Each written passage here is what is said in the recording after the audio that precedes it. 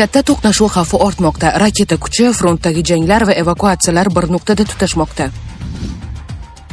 Tehron keskin pozitsiya oldi. Muzokaralar rad etildi va harbiy javob ehtimoli ochiq aytildi. Shoygu Dnestr bo'yini Donbass bilan taqqoslab, Rossiyaning aralashuvi bilan tahdid qildi. Tajribasiz Zelenskiy to'xtamasa, Ukrainani yo'qotadi — Lukashenko. Netanyahu urushni qachon tugatishini ochiq aytdi, lekin buni qabul qilib bo'lmaydi. Global diplomatiya sinov ostida. AQSh va Ukraina o'rtasidagi ishonch masalasi ochiq ziddiyatga aylanmoqda. Eron shaharlarida vayronagarchilik kuchaydi. Universitetlar, maktablar va tibbiyot muassasalari ham zarba ostida qoldi. Tehron keskin pozitsiya oldi. Muzokaralar rad etildi va harbiy javob ehtimoli ochiq aytildi. Tehron rasmiylari AQSh prezidenti Donald Trampdan o't ochishni to'xtatish rejimini o'zgartirishni so'ramadi. Bu haqda Tasnim xabar berdi. Manbalarga ko'ra, Tehron Trampni urushda yutqazgan tomon deb hisoblaydi va u harbiy yo'l bilan natijaga erisha olmasligini tushunib, mojarodan chiqishni eng maqbul yo'l deb bilmoqda. Eron rasmiylarining fikricha, sulh uzaytirilgan taqdirda ham AQSh va Isroil Tehronga qarshi ehtimoliy terroristik hujumlar rejalashtirishi mumkin. Bu xavf Tehron tomonidan jiddiy ko'rib chiqilmoqda. Shuningdek, AQSh tomonidan Hormuz bo'g'ozida dengiz blokadasining davom etishi mojaroning cho'zilishiga olib kelishi mumkinligi aytilgan. Eron bu suv yo'lini ochmasligini va zarurat tug'ilsa, uni kuch bilan ochib o'tishga tayyorligini bildirgan. 21-aprel kuni Eron AQSh bilan muzokaralarning yangi bosqichi uchun Pokistonga borishdan bosh tortgan. Bunga AQSh tomonidan sulh buzilgani va Washingtonning haddan tashqari talab qo'ygani sabab sifatida ko'rsatilgan. Shunga qaramay Tramp sulhni muddatsiz uzaytirganini e'lon qilgan. U buni Pokiston rasmiylarining iltimosi bilan amalga oshirganini aytgan. Eron parlamenti spikeri maslahatchisi Mahdi Muhammad esa sulhni uzaytirishning ma'nosi yo'qligini bildirgan. Uning fikricha, yutqazgan tomon shart qo'ya olmaydi va blokadani davom ettirish bombardimon bilan bir xil bo'lib, bunga harbiy javob berilishi kerak. Katta to'qnashuv xavfi ortmoqda. Raketa kuchi, frontdagi janglar va evakuatsiyalar bir nuqtada tutashmoqda. Raketalar namoyishi, dengizdagi hujumlar va bosim ostidagi bo'g'oz. Mojaro yana bir xavfli bosqichga kirdi. Harbiy signal, iqtisodiy bosim va dengizdagi to'qnashuvlar bir vaqtning o'zida kuchaymoqda. Avvalo Eron o'zining yangi harbiy imkoniyatini ochiq namoyish qildi. Xurramshahr 4 ballistik raketasi taqdim etildi. Uning parvoz masofasi 2000 kilometrgacha yetadi. Jangovar kallaga esa 1,5 tonnadan ortiq. Bu oddiy qurol emas, balki strategik ogohlantirish. Eron uzoq masofadan zarba berish salohiyatini oshirganini ko'rsatmoqda. Shu vaqtda Isroil mudofaa armiyasi Livan janubida operatsiyalarini davom ettirmoqda. 7-brigada kuchlari Saluki hududida o't ochishni to'xtatish kelishuvini buzgan 2 qurolli shaxsni aniqlab, havo zarbasi bilan yo'q qilgan. Bundan tashqari Hizbulloh infratuzilmasini yo'q qilish va qurol topish bo'yicha operatsiyalar uzluksiz davom etmoqda. Bu esa Shimoliy front hali ham faol ekanini anglatadi. Vaziyatning jiddiyligini yana bir fakt tasdiqlaydi. Rossiya o'z fuqarolarini Livandan evakuatsiya qildi. Favqulodda vaziyatlar vazirligining maxsus raisi 73 kishini, jumladan 33 nafar bolani olib chiqdi. Bu mojaro kengayish xavfi real deb baholanayotganining belgisi. Energetika va geosiyosat markazida esa Hormuz bo'g'ozi turibdi. Donald Trampning bayonotiga ko'ra, Eron bu bo'g'oz orqali kuniga $500 million daromad oladi va aslida uni yopishni istamaydi. Uning fikricha, Tehron faqat obro'sini saqlab qolish uchun keskin bayonotlar bermoqda. Shu bilan birga Tramp agar kelishuv bo'lmasa, yanada keskin choralar ko'rilishini ochiq aytib, bosimni kuchaytirdi. Dengizdagi vaziyat ham tobora xavfli tus olmoqda. Bu hodisa shuni anglatadiki, mojaro endi nafaqat quruqlik va havoda, balki dengiz yo'llarida ham to'liq avj olmoqda. Shoygu Dnestr bo'yini Donbass bilan taqqoslab, Rossiyaning aralashuvi bilan tahdid qildi.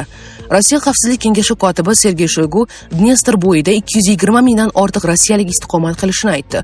U fuqarolar hayoti xavf ostida ekanini bildirib, zarur bo'lsa Rossiya ularni himoya qilish uchun choralar ko'rishga tayyorligini ta'kidladi. Shoyguning so'zlariga ko'ra, Moldova Ukrainaning ishtiroki bilan go'yoki Dnestr bo'yini blokada qildi. Savdo, bank hamda transport to'siqlarini yaratib, mahalliy aholining hayot sharoitini har tomonlama yomonlashtirdi. Harakatlanish erkinligining cheklanishi, noqonuniy bojxona bojlari, fuqarolikdan o'zboshimchalik bilan mahrum etish. Ochig'ini aytganda, vaziyat og'ir. Tizim uchun muhim korxonalar ishlamayapti yoki uzilishlar bilan faoliyat yuritmoqda. Energiya resurslarining surunkali tanqisligi kuzatilmoqda, deydi Rossiya Xavfsizlik kengashi kotibi. U Moldova rahbariyatining Dnestr bo'yiga nisbatan retorikasi Ukraina rasmiylarining 2014-yildan keyin Donbassga nisbatan bayonotlariga tobora ko'proq o'xshab borayotganini ta'kidladi. Shoygu Rossiyaning aralashuvi bilan tahdid qilib, Moldovani keskin kelishuvdan ogohlantirdi. U shuningdek Moldovani Dnestr bo'yidan Rossiya qo'shinlarining tezkor guruhini siqib chiqarishga urinishda aybladi. Xususan 17-aprel kuni Moldova ushbu kontingent rahbariyatini persona non grata deb e'lon qilganini eslatib o'tdi.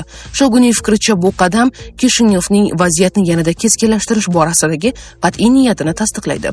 Biz barcha darajalarda Dnestr bo'yi muammosini qurolli yo'l bilan ham hal etishga har qanday urinishlar, shuningdek Rossiya tinchlikparvar kuchlarini g'arb mamlakatlari kontingenti bilan almashtirishga intilish Moldova va butun mintaqa uchun salbiy oqibatlarga olib kelishi haqida bir necha bor ogohlantirganmiz deya xulosa qildi Shoigu. Bu fikrlar Moldovaning MDHdan chiqish to'g'risidagi qarorini tasdiqlash fonida yangradi.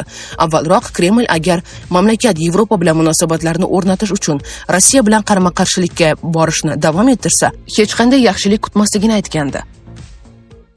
Bu holat hayot sifatiga ta'sir qilyaptimi?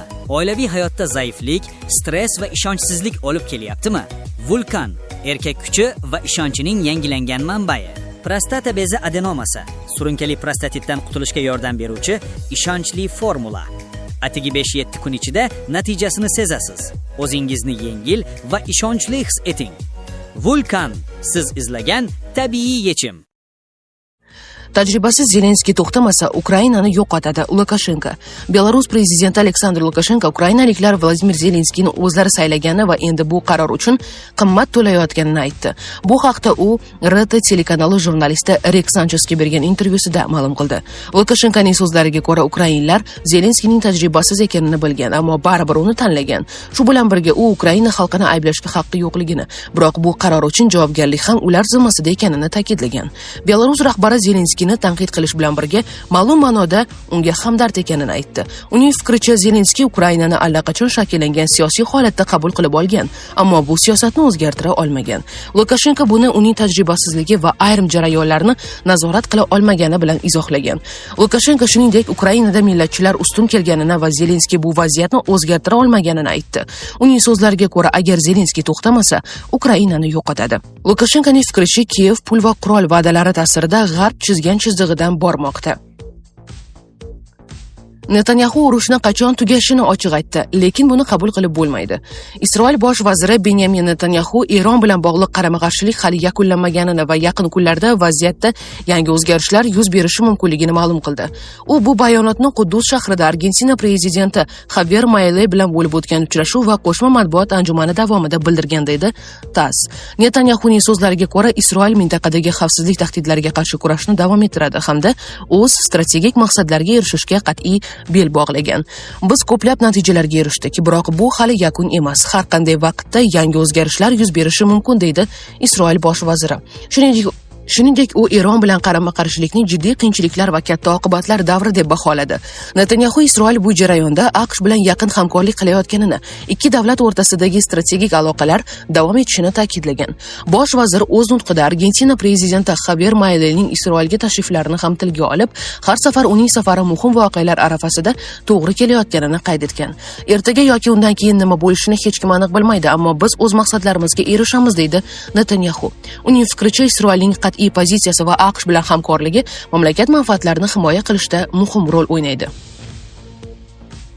Global diplomatiya sinov ostida. AQSh va Ukraina o'rtasidagi ishonch masalasi ochiq ziddiyatga aylanmoqda.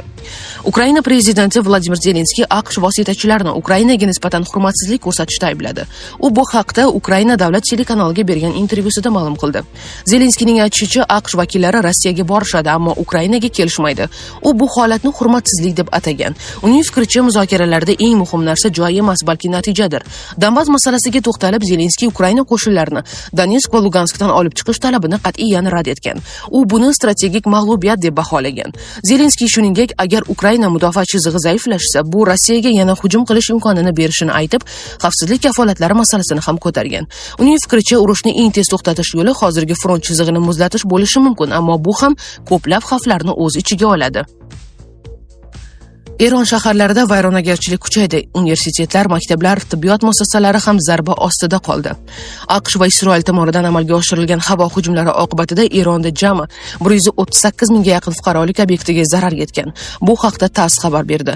Telekanal xabarida qayd etilishicha, zarar ko'rgan obyektlar orasida 113 mingdan ortiq turar joy binolari, qariyb 23,5 ming tijorat binolari, 300 dan ziyod tibbiyot muassasalari, 32 ta universitet hamda 993 ta ta'lim muassasalari mavjud. Ma'lumotlarga ko'ra, zarbalar natijasida mamlakatning turli hududlaridagi infratuzilma va ijtimoiy obyektlar ham jiddiy talafot ko'rgan. Bunga javoban Eron tomoni keng ko'lamli qarshi operatsiya e'lon qilgan hamda mintaqadagi ayrim AQSh harbiy obyektlariga zarbalar yo'llagan.